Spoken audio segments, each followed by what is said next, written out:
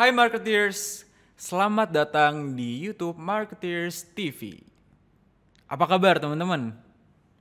Tetap semangat ya, walaupun kadang hidup tidak sesuai nih dengan harapan.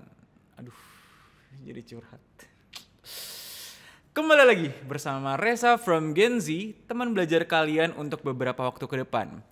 Welcome to Marketing to Gen Z.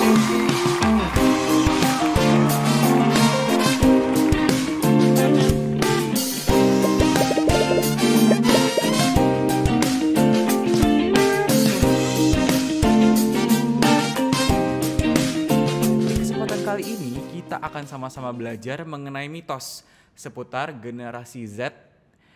Gimana sih kira-kira generasi kita yang keren melihat life values. Untuk mengulik bahasan yang seru kali ini, tentunya aku gak akan sendirian. Aku kembali ditemani oleh sosok yang sangat inspiratif, keren dan juga tidak pernah gagal untuk membuat kita nih para Gen Z bertanya-tanya kok bisa ya keluar kayak gitu. Tanpa berlama-lama kita sambut Kak Devi Atamimi selaku Institute Director dari Hills ASEAN. Halo Kak. Halo Marketeers, kembali lagi bersama saya. Halo Kak, kita udah ngomongin pola pikir, kita udah ngomongin pola komunikasi. Hari ini kita mau ngomongin tentang bagaimana kita melihat nilai-nilai kehidupan. Waduh, dalam ya? Dalam. Selalu dalam kayaknya ngomong mengenai Gen Z ini ya. Tapi menarik. Oke, tanpa berlama-lama kita lanjut aja kali ya Kak. Aku tuh lagi kerja mulu Kak. Oke. Tentunya kehidupan itu ya apakah cuma kerja isinya? Nah, itu kira-kira gimana sih sebenarnya kehidupan yang ideal nih bagi seorang Gen Z? Oke, jadi di studi yang kami lakukan di Hills ASEAN, tentunya selain ngobrol panjang lebar, ada satu kegiatan yang kami minta para Gen Z ini untuk lakukan, yaitu menggambar menurut mereka hidup yang ideal itu seperti apa. Caranya adalah dengan menggambar sebuah pie chart, buletan itu ya. Terus mereka bebas untuk menaruh di dalamnya komponennya apa aja. Jadi pertanyaannya simple, menurut lo hidup yang ideal itu seperti apa komponennya? Berapa persen untuk apa, berapa persen untuk apa? Pengen tahu jawabannya? Tapi kita juga pengen tahu Reza seperti apa nih kehidupan idealnya. Jadi mungkin sebelum saya sharing apa hasil studinya Hills ASEAN, kita minta Reza gambar dulu gimana? Setuju? Setuju. Apa nih guys? Kak, tapi jadi itu pertanyaan Res ya, gambar pie chart, lalu komponen menurut kamu untuk sebuah kehidupan yang ideal tuh apa aja? Komponennya apa Kak? Bebas, justru kita gak kepengen mendikte karena kan Gen Z selalu diberi keleluasaan untuk berpikir sendiri kan? Betul. Jadi karena masing-masing orang kan beda-beda ya komponennya apa aja. Tapi gak bulat gak apa-apa ya? Lemon chart gak apa-apa gak? Kayak lemon ya, gak apa-apa, boleh ya. Lemon pie ya. Lemon pie. Aduh gimana nih Kak? Ada yang bisa tebak gak? Mungkin teman-teman marketeers juga boleh nih ikutin komen. Boleh, kira-kira coba 100% sekarang dikasih ambil ke siapa kertas, aja. buru-buru, terus mikir kehidupan ideal bagi saya itu terdiri dari komponen apa aja dan berapa persentase dari masing-masing komponen. Jadi bikin mikir kan? Duh takut salah tapi Nggak ada yang salah, orang ini mengenai diri kita sendiri kok. Kira-kira apa yo? bisa tebak nggak? Bisa tebak nggak? Apa ya? Atau kalau misalnya ada yang lagi PDKT juga boleh loh ini sebagai salah satu icebreaker ya di kencan pertama. Gitu. Apa sih hidup ideal buat kamu? Terus kasih di atas apa napkin, serbet. Kok serbet sih? Tisu. Kayak salah lagi. Setelah dipikir-pikir gini.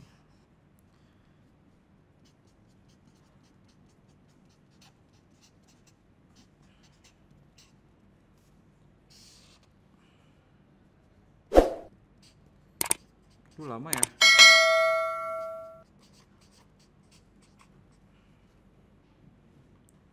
berapa nih? 15, 25, 35, 65, sisa 35% lagi. 35% lagi aku kasih ke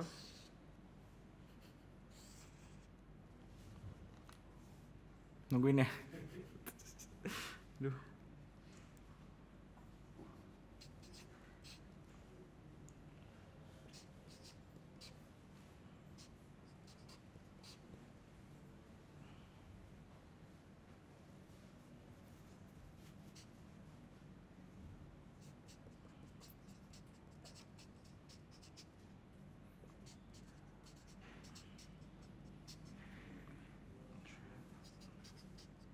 Aku sudah mempunyai jawabannya.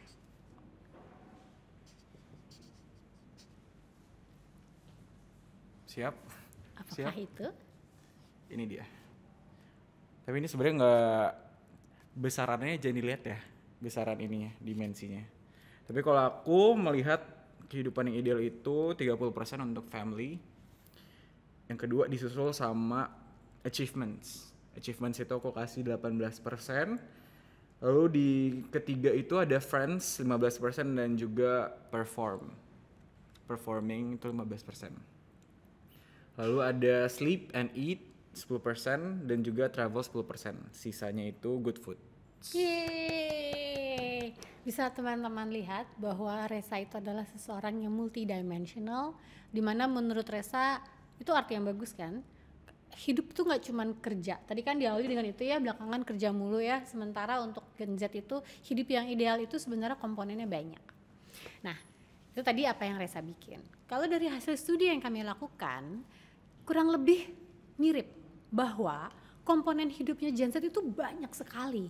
Makanya lagi dan lagi saya tekankan, Gen Z itu adalah mereka-mereka yang sangat mencoba mensinergikan segala macam aspek kehidupannya mereka, karena bagi mereka hidup itu tidak hanya satu. Kalau millennials ya, mungkin kalau kita bandingkan, mereka itu tidak terlalu banyak komponennya, karena bagi mereka aktualisasi diri itu sangat penting. Jadi itu memiliki porsi yang sangat besar. Sementara bagi Gen Z, dari hasil studi yang kami lakukan, selain mereka komponennya banyak, yang mengharukan bagi saya adalah porsi terbesar dari pie chartnya mereka itu adalah kayak Reza, yaitu family.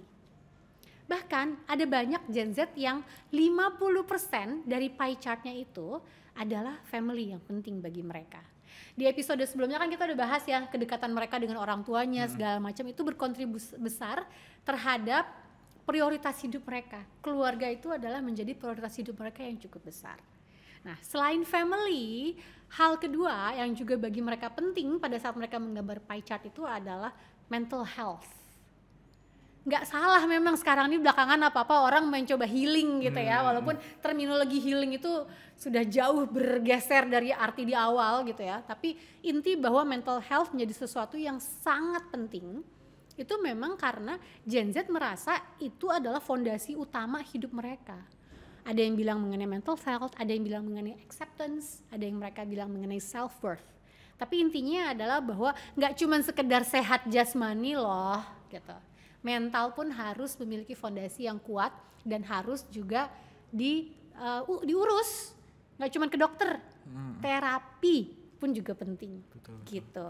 Aku takjub sih, karena setelah aku baca dari perbincangan kita, kalau ternyata tuh generasi Z itu punya perspektif kalau hidup itu bukan cuma tentang materi, Betul. tapi kembali lagi ke mind sama heart kita, kembali lagi ke mental health. Jadi sebenarnya bukan cuman, jadi sebenarnya mungkin materi itu bukan hal utama kali ya di angkatan Gen Z ini, tapi lebih bagaimana kita bisa happy sama dunia, bisa hidup to the fullest itu bukan karena kita punya barang ini, punya barang itu, tapi kita happy sama diri kita, benar nggak Kak? Betul. Kalau misalnya kita mau mengambil sedikit contoh dari tren yang terjadi saat ini ya, ini lebih kepada didorong oleh tren di barat memang, tetapi namanya juga sekarang semua tidak ada border gitu kan ya. Kan the hustler culture itu kan kemarin sempat jadi ramai diperbincangkan ya, dimana orang itu rata-rata berlomba-lomba untuk sibuk, punya kerja satu nggak cukup. Bahkan ada trennya nih waktu zaman millennials nih, kalau title cuma satu nggak keren, ya kan?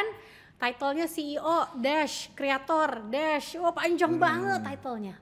Karena bagi milenial saat itu adalah itu tadi, yang penting aktualisasi diri gue sebanyak-banyaknya. Nah, tapi kalau misalnya kita lihat belakangan ada tren baru tuh yang muncul, quiet quitting. Which is bukan berarti orang jadi resign, bukan.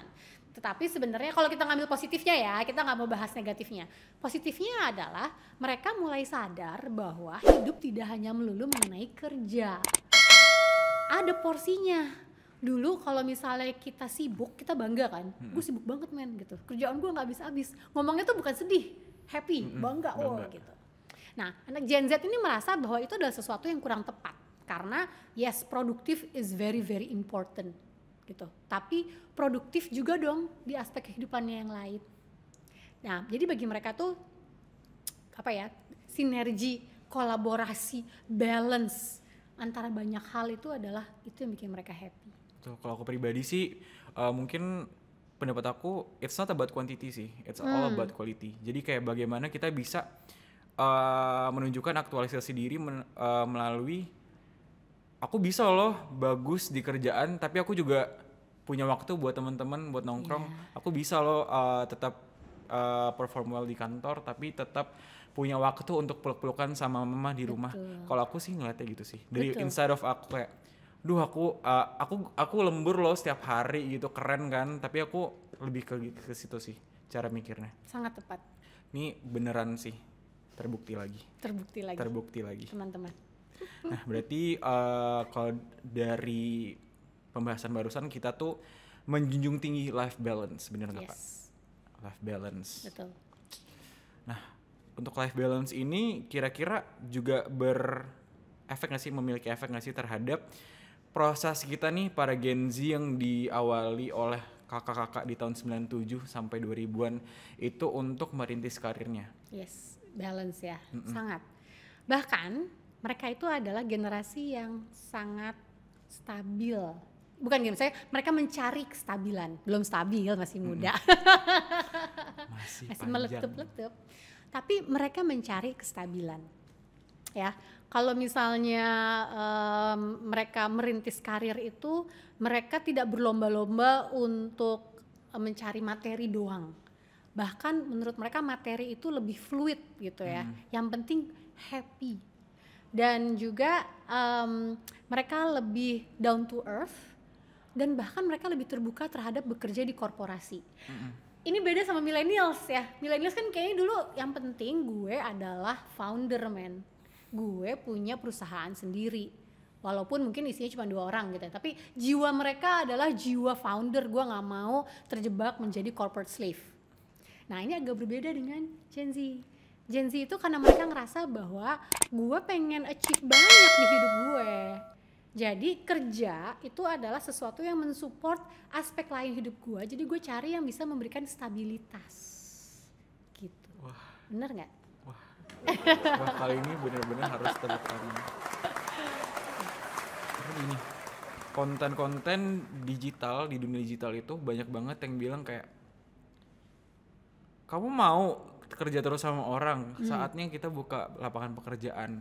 Mungkin itu adalah statement yang benar. Tapi untuk generasi milenial, mungkin kita nih setelah aku tahu barusan, kita nggak kebeli sama kata-kata itu karena kita punya perspektif yang berbeda. Kita happy bukan karena kita achieve something, kita achieve things. Tapi banyak aspek yang lebih kompleks ternyata ya. Betul. Banyak juga sebenarnya Gen Z yang memiliki aspirasi untuk membuat perusahaannya sendiri, tapi motivasinya yang berbeda. Pada saat millennials motivasinya adalah aktualisasi diri. Sementara Gen Z motivasinya adalah memperbaiki lingkungan. Makanya mereka bikin perusahaan yang ada hubungannya sama environmental restoration misalnya gitu ya. Atau ada hubungannya dengan social cause gitu. Jadi mungkin kelihatannya banyak juga kok Gen Z yang sekarang buka perusahaan gitu. Tapi motivasinya beda. Bukan cuma sekedar gue pengen punya perusahaan, tapi itu tadi karena gue ngerasa gue dilahirkan sebagai generasi yang harus memperbaiki apa yang telah dilakukan oleh kakak-kakak sebelumnya gitu kan. Jadi kalau gue punya skillnya, gue punya kesempatannya, then I want to do something to make the world better gitu Res. Balik lagi, kata kuncinya adalah cost. Anak-anak Gen Z udah bukan cuman kayak gue pengen achieve ini nih, gue pengen punya perusahaan tapi kembali lagi ke cost. Betul. Kak, sama seperti di episode sebelumnya, kembali lagi ke cost, bener gak Kak? Sangat. Ini juga mungkin sedikit sharing, aku tadi nulis achievement 18% kedua paling gede, tapi setelah dipikir-pikir, latar belakang kenapa aku nulis achievement adalah aku ingin buat keluargaku bangga. Oh. Kembali Kan? lagi terbukti. Iya, terharu dong kalau misalnya kita mendengar tadi. Mungkin banyak sekali ya misperception terhadap Gen Z karena orang hanya melihat luarnya aja, ya kan? Tapi kalau diajak ngobrol, ditanya, why perilaku lo seperti ini tuh apa sih purpose-nya? Dan ketahuan bahwa mereka tuh sangat mulia. Amin. Amin. Wah, luar biasa. Aduh. Sejujurnya aku sampai pusing karena kayak dari kemarin on point semua yang dibahasin. Alhamdulillah, luar biasa. Mungkin kira-kira keynote-nya apa nih Kak buat hari ini? Oke, jadi kalau kita ngomongin mengenai karir tadi ya kurang lebih dan hidup yang ideal. Bagi Gen Z itu sukses itu adalah kebahagiaan, atau dibalik kali ya, kebahagiaan itu adalah sukses. Jadi bagi mereka kalau tanya sukses itu tanya bukan karir doang atau bukan kaya doang, tapi adalah bahagia. Iya, bener ya? Bener. Bahagia dan tentunya punya kos. Luar biasa. Oke, udah cukup belum? Kalau masih banyak sih pertanyaan. Kita sambung di episode berikutnya? Boleh? Oke. Terima kasih buat teman-teman marketeers yang udah selama beberapa menit ke belakang bersama-sama dengan kita mengulik dan juga mengetahui dan lebih mengenal lagi mengenai karakter Gen Z khususnya di dunia pekerjaan. Terima kasih sudah selalu setia menonton kami berdua, mendapatkan insight. Berterima kasih juga sama Kak Devi. Ini udah banyak nih aset-aset dan juga ilmu-ilmu yang bisa dijadiin reels. Jadi bukan cuman kayak kita harus berwirausaha, tapi materi-materi barusan bisa banget nih dijadiin inspirasi. Konten, kembali lagi. Jangan lupa quote-nya dari Hill ASEAN. Asik. Mungkin segitu dulu. Semoga senang dengan episode kali ini. Jangan kemana-mana. Pantengin terus YouTube Marketers TV. Sampai jumpa di Marketing to Gen Z di episode selanjutnya. Bye-bye.